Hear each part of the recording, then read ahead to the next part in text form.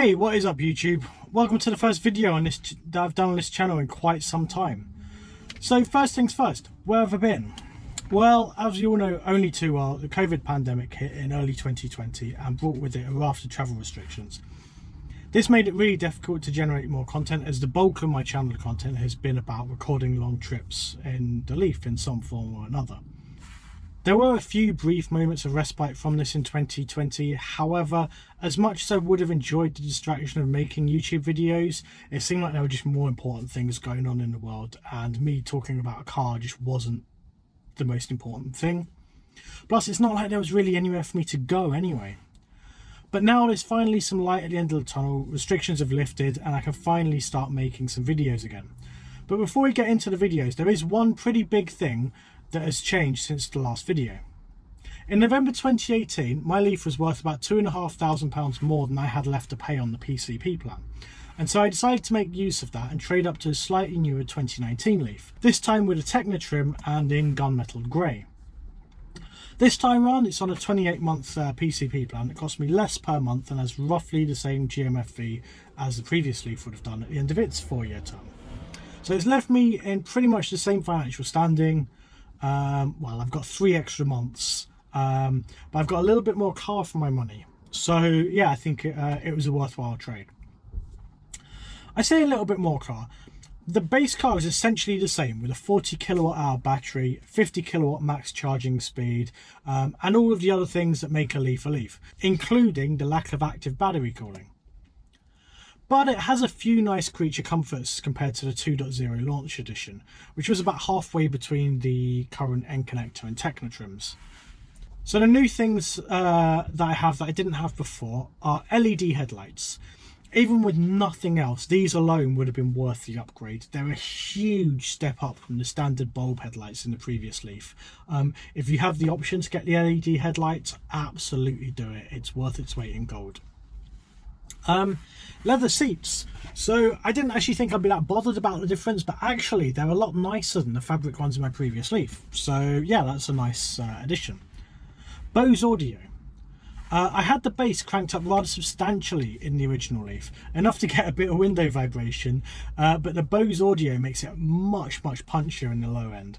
I still have the bass cranked up quite a bit on the EQ to make the most of the sub, as the default settings are pretty tame and don't drive the sub very hard, but turn up that bass just a little bit and it's really nice and punchy.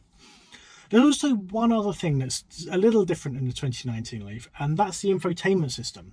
Gone is the fussy SD card slot with the maps from 2017 that are never ever going to be updated. In the 2019 and later models, the maps can be updated over the air using your home Wi-Fi network whenever updates are available from Nissan. In addition to the maps being able to get updated, we can also get over-the-air updates for the infotainment system itself. But Tesla-style updates, these are not. These updates are not for the whole car, it's literally just for the infotainment system. And in the 24 months I've had the car so far, there's been a grand total of 1 solitary update. All that update seemed to do was change a few areas of the screen from grey to slightly blue and replace the word CarPlay with Apple CarPlay in a couple of places. Oh, and make the reversing sensors make a mildly more annoying sound, although after a week or two that kind of just became the new normal. But hey, from Nissan, that's progress. The infotainment system is also much faster compared to the 2018 model and has a larger, sharper screen.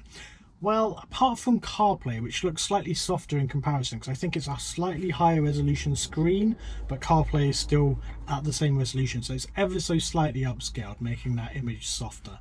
But unless you're doing a side-by-side comparison, you're not really going to notice that.